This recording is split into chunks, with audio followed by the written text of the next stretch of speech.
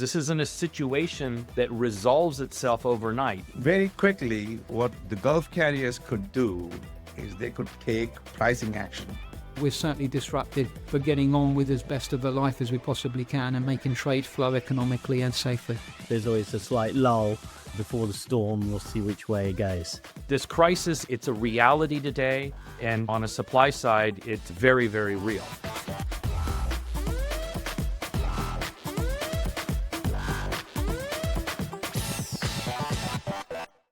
Hello and welcome to Air Cargo Unpacked, a Freight Buyers Club production brought to you by Ontegos Cloud, the freight forwarder profitability specialists.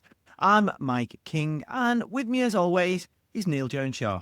Thanks, Mike. Coming up, we have a great show, the Middle East war and what it's doing to air cargo capacity and rates, and whether a ceasefire actually changes anything for the industry. We have some great guests lined up for today.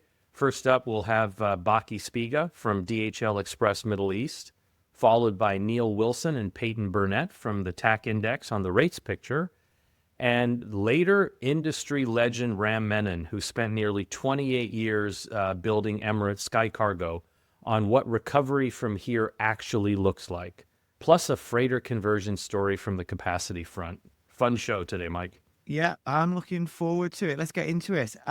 So the war began on February the 28th, and we are now several weeks in. Last week, just to update everyone, we had a ceasefire announcement between the US and Iran. And I want to say something about that before we really delve a little bit deeper onto the air cargo side. Because a ceasefire, normally that means all participants stop fighting. And that doesn't really appear to be what exactly happened this time. And I want to mention the Strait of Hormuz specifically because that is pretty critical to what all this means for global supply chains and energy costs. The problem here is that nobody seemed to define what open means in this agreement. And if you don't define what open means for one of the world's most important shipping lanes, then you sort of have a problem. This was all done overnight with no detail on what was actually agreed. And that's not really something insurers are going to accept, or vessel owners or crew. Now, for a bit of context, I covered the Black Sea Grain Initiative during the Ukraine conflict quite a bit. That was the deal that allowed Ukraine to start shipping grain out. And it took months to negotiate it, and it was tremendously bureaucratic. And it was still a bottleneck throughout. So the idea that we could jump from active conflict one day to Hormuz fully open the next seemed to me, sort of from the outset at least, pretty optimistic at best. We've very quickly now gone from a ceasefire to a double-sided so-called blockade. But as we're talking now at the end of the second week of April, we seem to be back more or less where we were at the start of the month. Very few ships transiting. So the point here is that it's very unlikely that when normal returns, and hopefully it will, that it's going to arrive smoothly or quickly. And I think that's also true to a lesser extent for air cargo. Now, Damien Brower, Air Cargo News, has covered how even if this ceasefire had held, full recovery would take a fair amount of time. Airspace restrictions remain in place. Airlines, of course, need time to reset, and shippers are not going to restructure freight plans on the back of a 2-week agreement. So Neel, my question to you, as this latest truce seems to be rather flawed at best, what does this mean, and what are you seeing in the latest capacity data in terms of how capacity is being juggled? Thanks, Mike, and it's a great question. And, you know, our friends at Rotate have produced some great real-time capacity data, and we can, you know, see some seismic shifts, right? We started to see this in the last round of data they produced, and we're continuing to see this. And I think, first and foremost, global capacity is down 4% after a 6% increase in January and February. And by my math, and I'm not great at math, that is a 10% shift. That's huge. You know, when you're going from really robust market conditions from a capacity standpoint to it's a situation we have today, 10-point swing.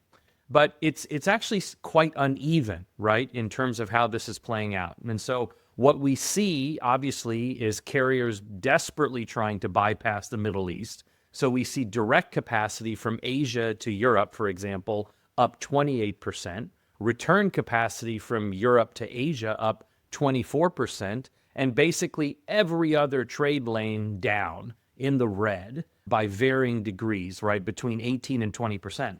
Actually, capacity out of the Middle East is down between 18 and 28%, depending on which direction you're flying. And this is actually quite consequential because the two largest air cargo carriers are based in the Middle East with, Emirates and Qatar, obviously. So we're in a tough capacity situation right now. Obviously, with demand down only about 3%, global capacity down 6%, this means yields are going to get tight. And I suspect Neel and Peyton are going to tell us about that a little bit later on this show. For sure they will. As people watching this on Spotify and YouTube can see now, capacity from the Gulf region has improved, but as of 8th of April, only 57% had returned compared to late February, according to Rotate. We've got Doha and Dubai are around about 50% throughput capacity. DWC, Dubai World Central, is still below 50%, and Bahrain and Kuwait are more or less at zero, or they were on 8th of April. So, Neel, what does this recovery, but this ongoing shortage of a capacity, mean in practice for a forwarder or shipper routing cargo right now? Well, in practicality, it means your job just got a whole lot more challenging, right? So no easy day at the office, right now, especially if you're routing cargo through the Middle East. And, you just have to begin by considering unconventional routings, things that you normally wouldn't do, sending freight the opposite direction, right? To find an unbottlenecked gateway or capacity in a market you wouldn't normally sort of transit, which is probably going to mean a lot more expense, et cetera. But in the short term, the goal is to keep your supply chain moving, right? You're not making decisions for the next several months or years. You're making decisions for the next couple of weeks. And so price tends to be a little less of a consideration in those sorts of scenarios. But I think the biggest issue here is just uncertainty, right? It's just so difficult to make decisions with the ground constantly shifting under your feet. And I think that's what keeps, shipping managers and VPs of supply chain up at night right now, is because they're going to wake up in the morning and, things will have turned the other direction and the ground will have shifted and they're going to have to recalibrate. So difficult situation. Lots of uncertainty. Okay, let's hear how one operator in the Middle East has been coping with all this in real time. Bachi Spiga is VP Network Operations at DHL Express Middle East and North Africa. So, Mike, thank you very much. So here we are, 14th of April. Thank you for allowing me to meet with you and speak with you. When the war broke out, obviously some 47 days ago, had a fundamental impact. It disrupted significantly a number of different areas in the supply chain. The first one being obviously the shipping lines being able to get into the ports in the Gulf. This had a serious impact on goods that needed to get to destination. But similarly, a number of airspaces closed at the same time. That's constraining capacity and the quick flow of traffic into the airports and to feed a number of businesses. So a significant amount of disruption by air and by sea, basically putting a big impact on the economic activity in the region at that particular moment in time. So, very, very, very difficult moment to deal with, not only airspace, not only the straits, but also the human impact of trying to understand what was taking place in such a very, very short time and almost immediately without warning. Yeah, the situation now is obviously 47 days on from that Middle East is a very resilient place, and it's a trading hub, always has been, will always continue to be so. So people looking for contingencies, looking for a faster flow, trying to keep the trade going. And that's exactly what's happened. So, on the shipping side, alternative ports are found, alternative areas of discharge have been found. Contingents have been put in place as far as that's concerned. From a airline capacity perspective, obviously more airlines. Some of the airspaces have reopened, but they're subject to security. More flights have been put back on, so more capacity overall. And that's exactly where we are today. So yeah, we're still disrupted. Yes, there's still some impacts in a number of areas, but it's obviously a lot better than it was on the 28th of February. So we're in a better place. I won't say we're normal. That's probably not the right comment to make, but we're certainly disrupted, but getting on with as best of a life as we possibly can and making trade flow economically and safely. At DHL, we're fortunate. We've been here for a long time, and we've dealt with a number of contingencies in the past. We've been here over 50 years. We've invested in infrastructure. When it hit, obviously we had to find alternatives. We've got as I said, we've got a great infrastructure. So our airline facilities, road network, we sort of rewired or reorganized. We couldn't use our main hub in Bahrain. So we quickly found alternatives with Riyadh in Saudi and Muscat in Oman. Thanks to the authorities there, allowed us to set up, and we basically rewired our whole movements from our global network into the Middle East. And then the same thing with our road network. We rewired that to complement the air network in order to feed every country in the Middle East, continue to work, and to this day it is continuing to work, receive goods. We're rewiring a little bit as more opportunities and more airspaces open up, so that we can capitalise on the quicker improvement and the quicker feed into the countries. But I'm glad to say that since pretty much day 2 of this disruption, we've continued to serve all our customers one way or another. We're just trying to do that a bit quicker with the impediments that we have today. But it's improving day by day. It's improving. Neel, as we heard there, operators are scrambling with whatever capacity they can find, both to serve the Middle East and to work around it. Yeah, we can see from the data, Mike, that the recovery in the Middle East has been, actually very uneven. And you referenced the numbers before, right? You've got Doha and Dubai around 50%, which is still hugely down from where they normally produce. You have Abu Dhabi and Jeddah, for example, at 100%. And then you have on the other end of the spectrum, Bahrain, Kuwait, still effectively shut down. And I guess, it depends on where the Iranians are aiming their missiles and drones, right? In terms of where capacity continues to be incredibly constrained. And I think that, when you're serving the Middle East, and for the most heavily impacted markets, operators are going to need to use, multimodal solutions. They're going to have to, truck around the Middle East from gateways that are open, that do have capacity. And hopefully regulators will make that easier to cross borders and get goods and people where they need to get to. But, everybody's going to need to be patient here. Obviously, transit times are going to go up. Costs will likely go up. And I think that patience is going to be very key here. Because we're just dealing with an unprecedented sort of situation. Thank you, Mr. Shah. Right, let's see what's going on with rates. I caught up with Peyton Burnett and Neel Wilson at TAC Index, the leading global price reporting agency on air freight rates and the calculating agent for the Baltic air freight indices. And I started by asking Neel what's been going on with pricing over the last few weeks. Quite a lot. Quite a lot, Mike. So as I think we were just beginning to pick up when you talked to Peyton last month. The war in the Middle East had kicked off big time and rates were shooting up. And our latest overall index chart, the BAI00, which is our global overall index for air freight rates all around the world, it's shot back up really rapidly, as you can see from this chart, really almost all the way back to peak season levels as we were anticipating 3 or 4 weeks ago. It's got there in double quick time. This is obviously very unusual for this time of year when we're entering the kind of flatter period after the mini peak, before you get to October or so when the next peak season happens. Obviously, we all know why. It's the cancellations, closures of airspace, and loss of capacity because of the disruption due to the Middle East conflict. Plus, as we'll get on to in a bit, I think the rise in jet fuel prices, which has been pretty severe as well. And the video people can see now, what does this show? We've done this heat map, which basically tracks how things have gone week by week, route by route, and the red of the line between point A and point B on the lane shows how much it's gone up. As you can see, a lot of lanes have shot up.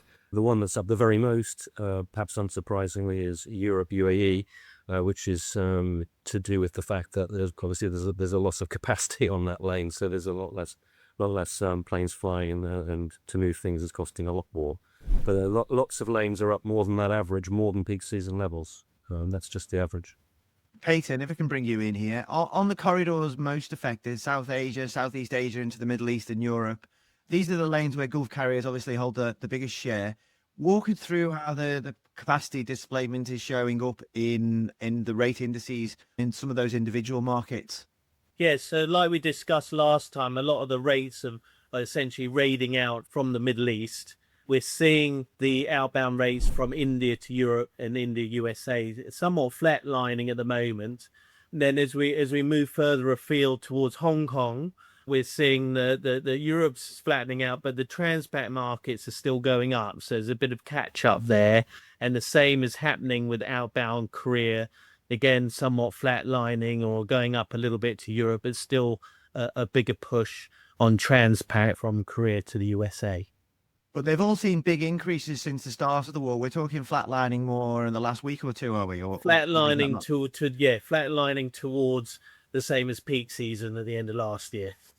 Okay. So I think there might be a slight breathing as we're seeing what's happening in Iran and see what happens next. There's always a slight lull before the storm. We'll see which way it goes. Okay, fantastic. Now, I know you guys are both in Hong Kong this week. What are you up to? Is this all about the Hong Kong Sevens rugby, is it? Not at all. It's all about work. Yeah, we've got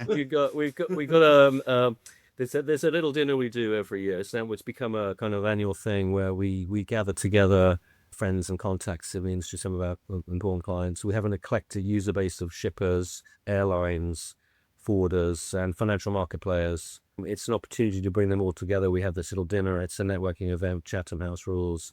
It seems to be quite popular. We thought we'd be impacted a little bit this week by people having other things on their minds. So some people were unable to travel for long distances, but we've got virtually the same number of people as we've had the previous 2 years. So it's looking very, very good again. Sold out again. Neel, Peyton, thank you both. We'll be back with you next month. Thanks, Mike. Thanks, Mike. Cheers, mate. Neel, one of the drivers of these rate increases is higher fuel costs. Jet fuel was already more than 30% of total operating costs before any of this. It's nearly doubled in price since the war began and is still around 70% above its pre-conflict level, according to Rotate, even after easing slightly on ceasefire news. And we are starting to see a supply crunch in Asia. China and Thailand have suspended jet fuel exports. Vietnam is cutting domestic flights. The Philippines has declared a national energy emergency.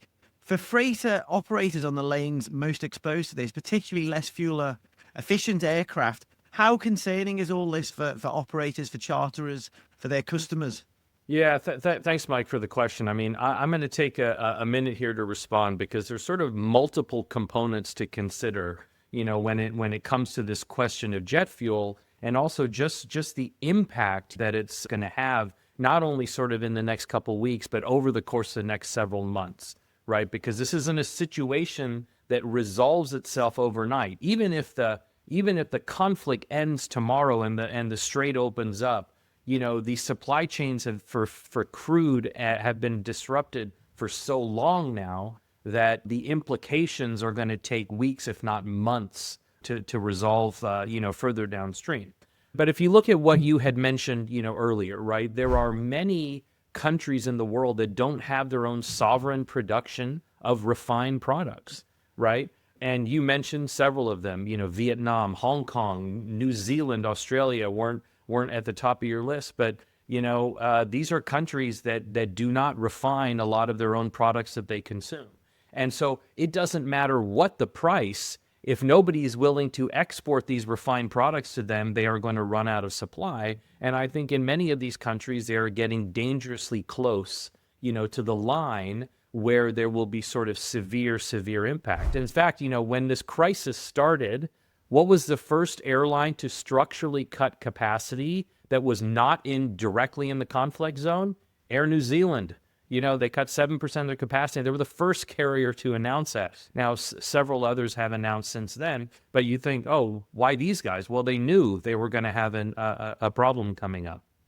And so, this crisis, it's a reality today. And, on a supply side, it's very, very real. Now, let's think a little bit longer term about what happens here, right? And how capacity is going to be impacted, both on the freighter and belly side, right? Because as this thing drags on, there are going to be two different impacts, right? So on the freighter side, yield increases on a global basis aren't enough to cover the increase in fuel.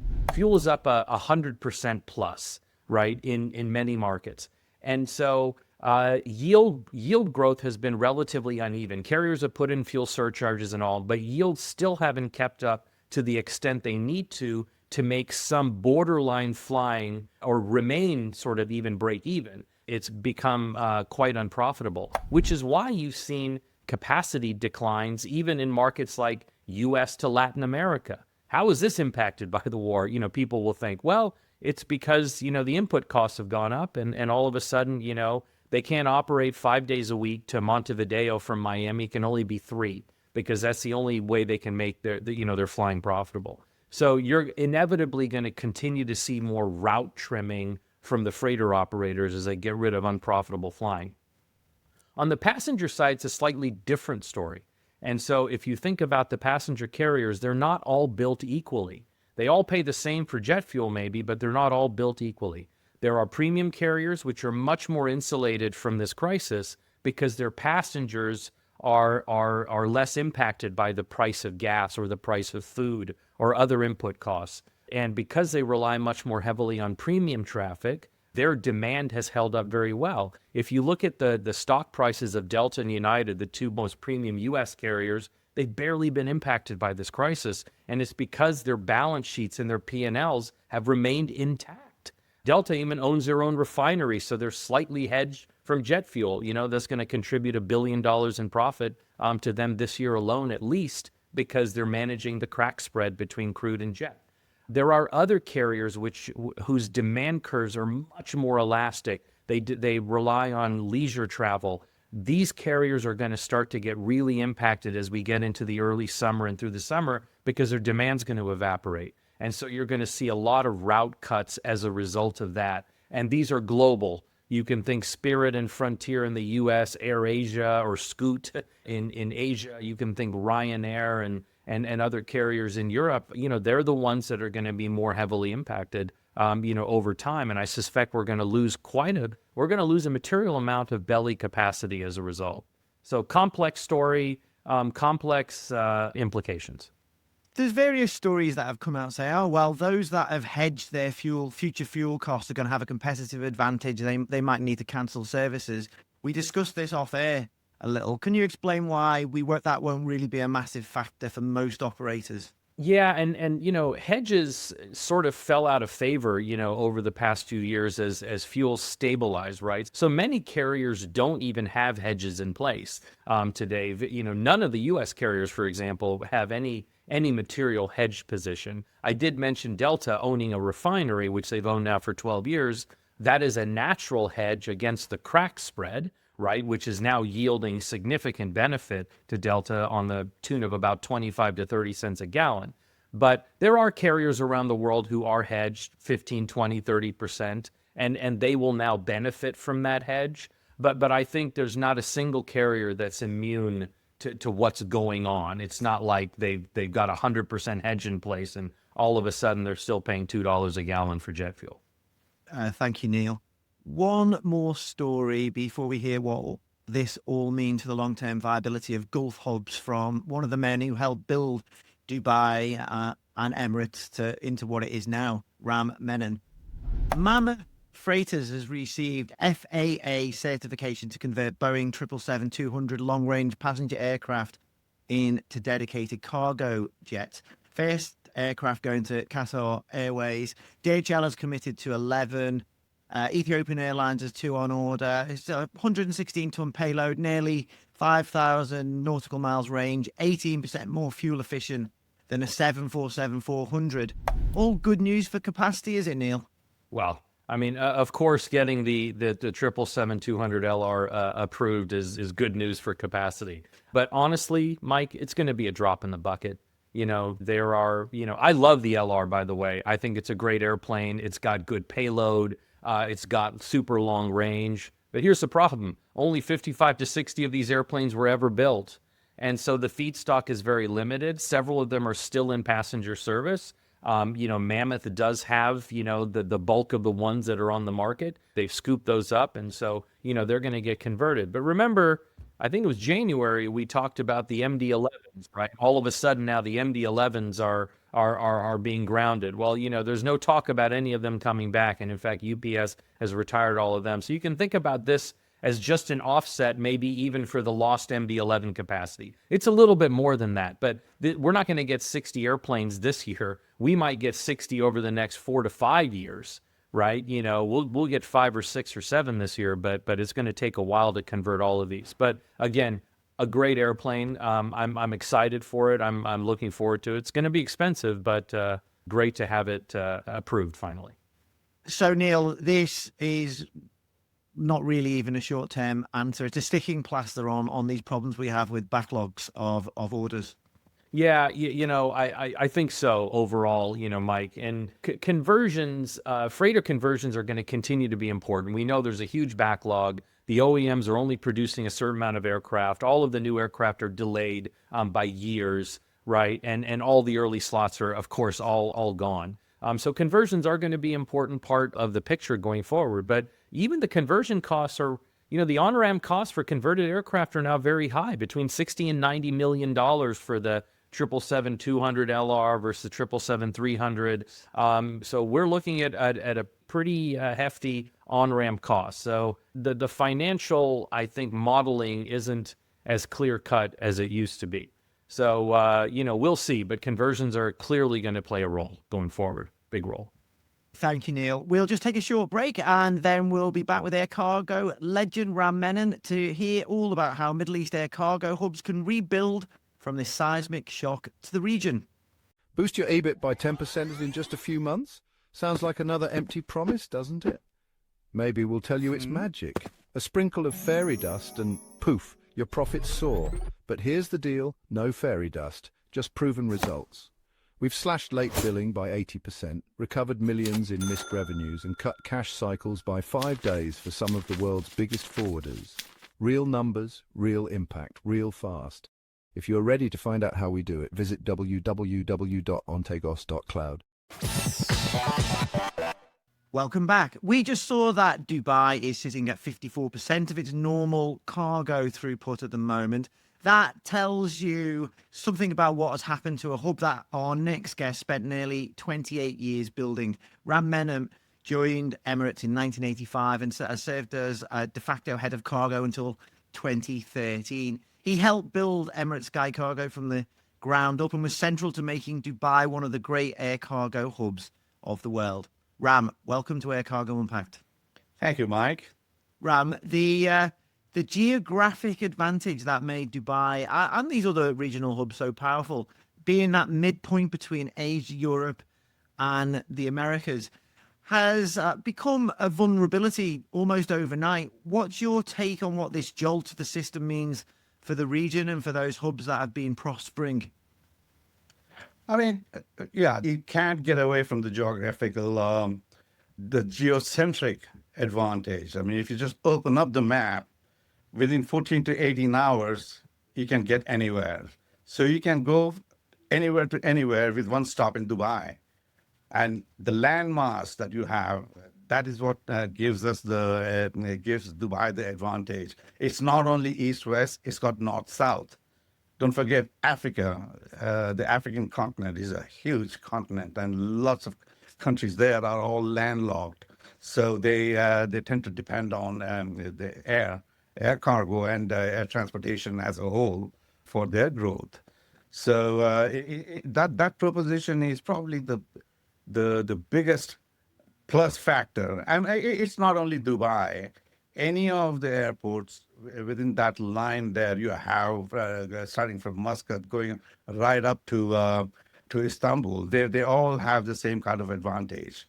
So, but in Dubai, of course, what we did was when we started the airline, we looked around. It was already a trading hub. They were using the old dhows to go up and down, and plus you had Saudi Arabia, which is a pretty large market in itself.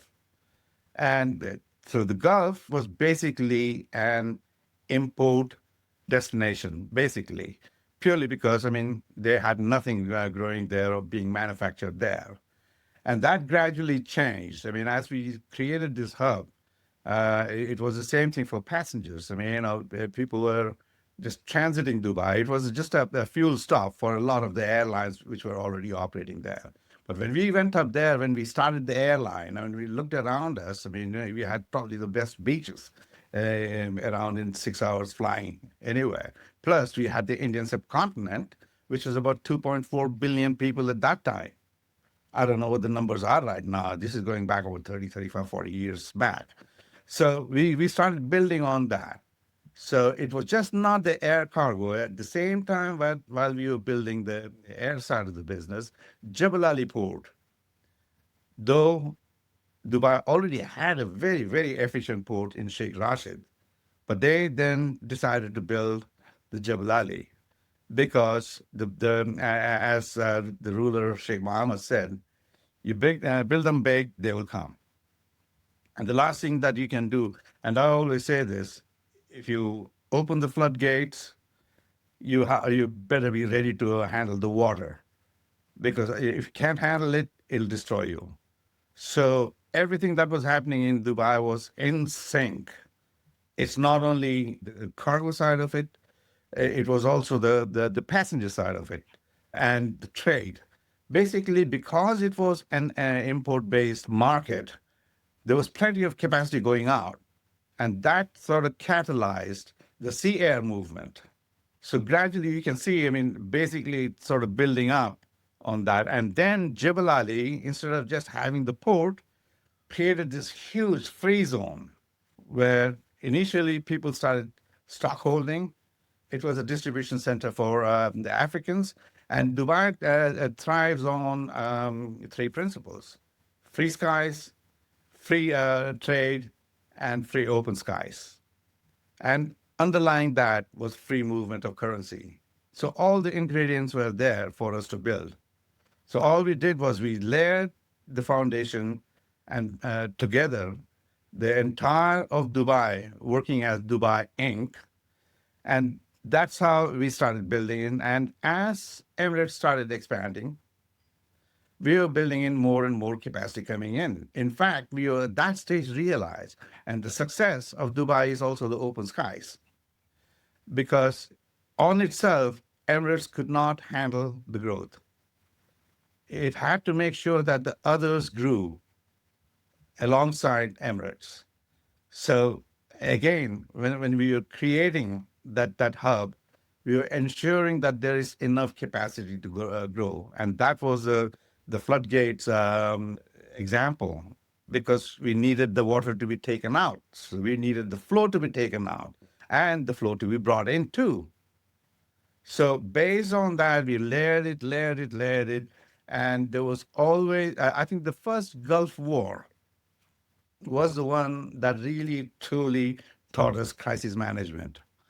As the war was going on, we never stopped operating. Every other airline stopped operating into Dubai and the region, but we kept on operating. So that gave us a lot of experience in dealing with the crises. So one of the things that Dubai as a whole, not just Emirates, not just the port authorities, Dubai as a emirate, and when I'm saying Dubai, I'm typically saying, talking about UAE as a whole. They were creating business continuity plans, and there were solid business continuity plans that were building up. So come to the Gulf War I, then we had the Gulf War II, then we had the SARS in the Far East, and then we had the economic crisis in 2008, 2009. These were all learning points, but the business continuity program was such that these were, they were able to bounce back very, very quickly. And that is exactly what is going to happen today. Now, if you actually look at it, the whole conflict, which is a very senseless conflict as such, I mean, in my opinion, it harmed the entire of the Gulf the allies as much as it was hurting the Iran. Okay, but the very fact that they continued on and their defense systems were such that they could take care of all the incoming missiles and stuff like that, they're being neutralized. I think what 98, 99% of the missiles were neutralized. I mean, to the extent the World Cup horse race that happened the last Saturday of March went on full on. I mean, so the confidence of the people living there, although a lot of the tourists stopped coming there, but the people living there were carrying on as normal. So this is why I think as this crisis is over, the investor confidence in the region is going to be very, very high. Hey, Ram, let me jump in real quickly because I think, this is an amazing history lesson, for those who don't understand sort of how this whole region was built up and the role that the airline played, right, in getting us to where we are today. But let me ask a sort of I think this is an important question here.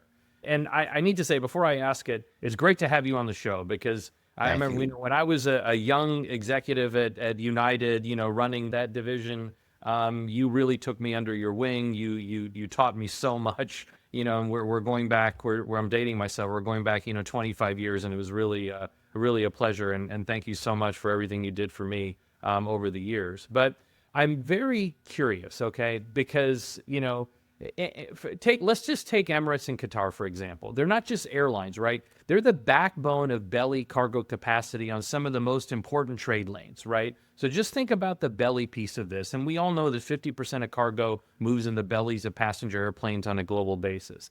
But that belly network is heavily dependent on people's belief, right? Passengers' belief that Dubai, Doha, Abu Dhabi, all of these places are safe transit points for them.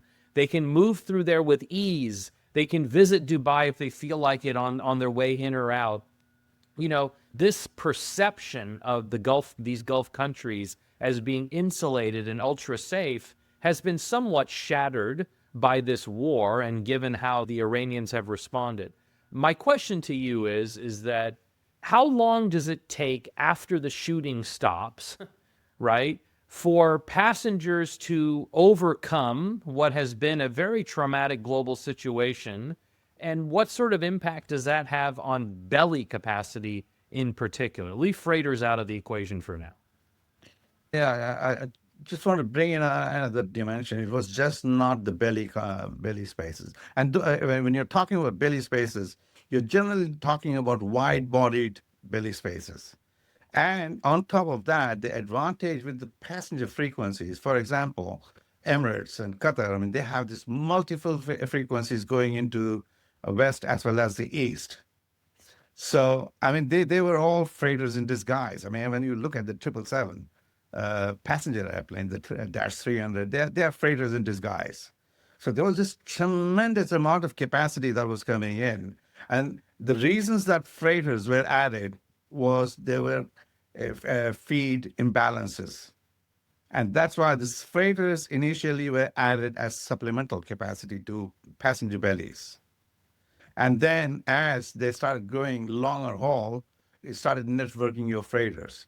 And that is what between Qatar and Emirates and Etihad and Turkish to a certain extent, that shifted the center of gravity of the world air traffic into the Middle East. And it was just this crisis which, exposed how much the world is reliant on the capacities of these Gulf 3 and the ones around it. Now, Riyadh Air is coming up. They're going to do very similar things to what is doing. So adding on more capacity.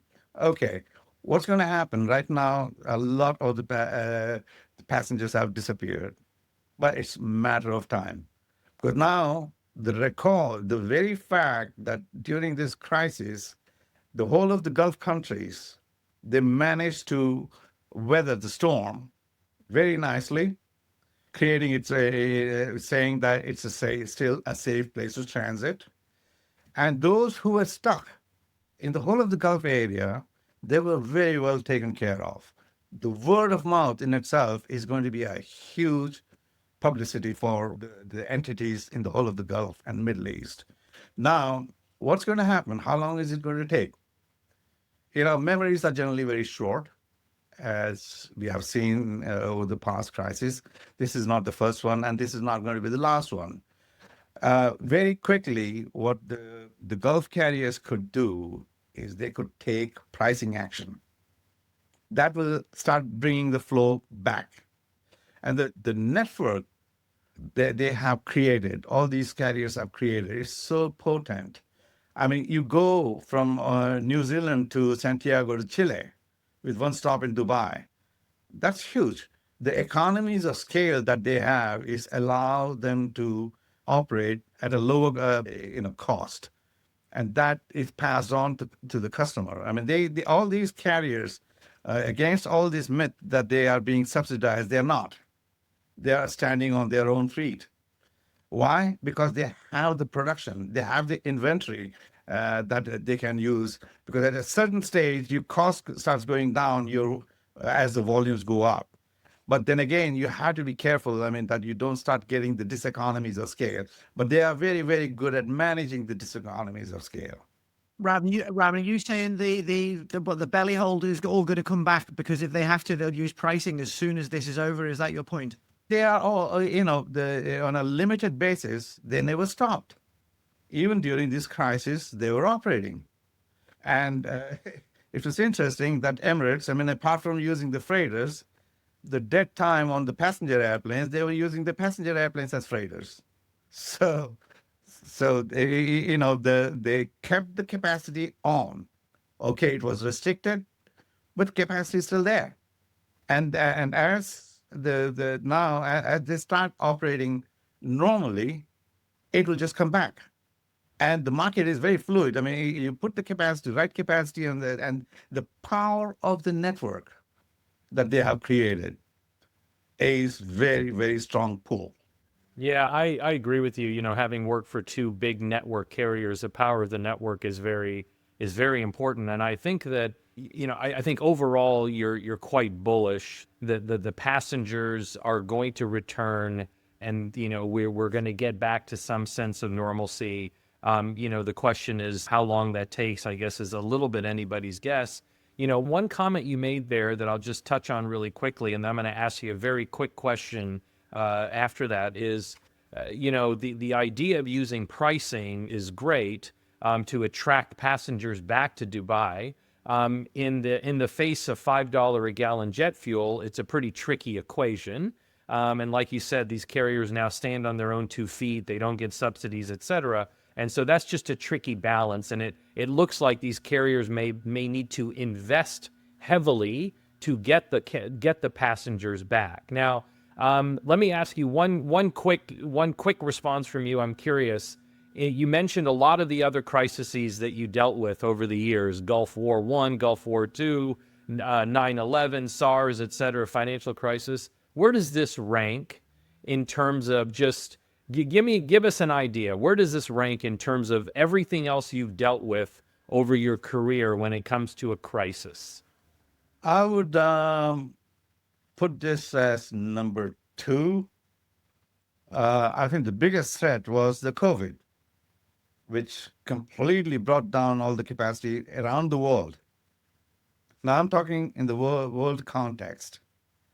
And I would rather put this thing as number 2 for the region, where I the think world that's fair goes enough. on. I The think world that's goes fair on. enough.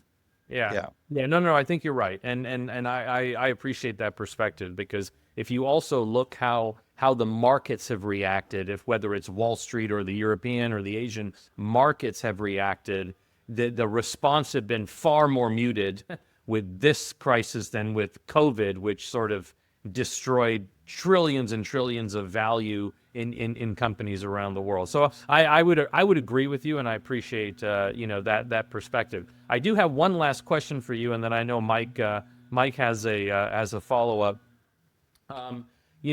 When you're a forwarder, right, and you're making routing decisions right now, right, and you're just trying to deal with the crisis today, Some of them, are building alternate routes. They're establishing new relationships with carriers by bypassing the Gulf because they have to. Capacity is still down 50%.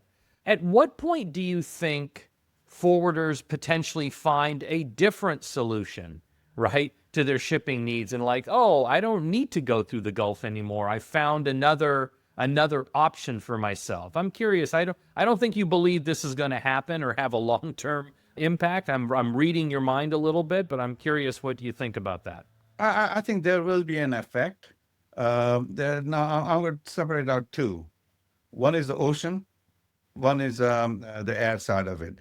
Air side will have absolutely no problems in coming back very, very quickly. The ocean side is going to be a bit more of a challenge depending on what happens in the Strait of Hormuz. If they start levying toll, it is going to be a challenge for the merchant ships. But the other thing is that there are two choke points at the moment. One is the Strait of Hormuz, and the other one is the Bab el-Mandab, the entry into the Red Sea. Now, both of them, being challenged, a lot of the shipping is not going around the Horn of Africa. So for them to go Sri Lanka onwards in the deep sea, deep ocean, it's probably faster than coming via the Gulf area. But at the same time, Gulf is a huge market in itself. So once this is over, some of those capacities will start coming back into the Jebel Ali area. I'm pretty sure all the ports out there are going to incentivize their movements from there. And the Gulf, the creation of that hub in the Gulf area is so potent. This whole episode of this Gulf conflict, I'll call it a Gulf War III, it will just have a small dent. It'll come back. I've got a little follow-up question for you on that, Ram, just to finish up. You talked earlier about the symbiotic relationship or the dual pillars that helped you build up Emirates and Dubai. And that was that relationship with Jebel Ali as a free trade zone. We've seen similar hubs built up in Qatar. We've got Khalifa down in Abu Dhabi. Saudi Arabia is doing similar sort of process. Are you saying that if the Strait of Hormuz wasn't to open again, that would then affect that second pillar, that all these ports and these free trade zones, because the transshipment status would be affected slightly? I mean, there'd still be the import traffic, but the transshipment element of it might be less attractive, and that would then maybe have a knock-on effect on the region's economic growth and maybe also on the air cargo side. No, air cargo side, there is no two things that it will just continue to grow purely because the world is short of capacity. It's period. That's the situation. And they will also grow because the shipping is under threat. And then you look at the supply chains in itself. Now, more and more inventory is not being held on land. They're just being it's just-in-time manufacturing of inventory. Inventory is only produced when it's needed. So it needs to get to wherever it needs to get to very, very quickly. But the ocean side, it will be slower to come back because the logistics on that side is a lot more sensitive at this stage because of the Iran, the Strait of Hormuz, all that situation. But the fact remains that the ocean being a big market in itself, those vessels will come back, but it'll take a bit longer than what it's taken on the air side of the business. So I would say if there's the Strait of Hormuz will open freely now, that there's no more danger, no more threats, I think it would probably take about 6 to 8, 9 months, whereas air cargo would probably take about a month in normalizing, provided the capacities all come back. And it's not the capacities of just Emirates, Qatar, or Etihad, or Saudi Arabia. The others have to also come in at the same pace as Emirates has, and they will. It's a big market. Nobody can ignore that market anymore. because it's so potent. So Gulf War 3, temporary setback, not existential crisis. Ram Menen, thank you very much for joining us on Air Cargo Unpacked today. Yep. Thank you very much for having me. That is all for this episode of Air Cargo Unpacked. Thank you to Neel Wilson and Peyton Burnett at TAC Index for the rate analysis, and to Bachi Spiga at DHL for his insight on what's going on the ground at the moment. And especially to Ram Menen for a conversation that puts the Middle East story in its proper historical context. As always, big thanks to Ontigos Cloud for their support for this show, and to Karen Ball and Tom Matthews for their production skills. I'm Mike King. And I'm Neel Jones Shah. We will see you next month.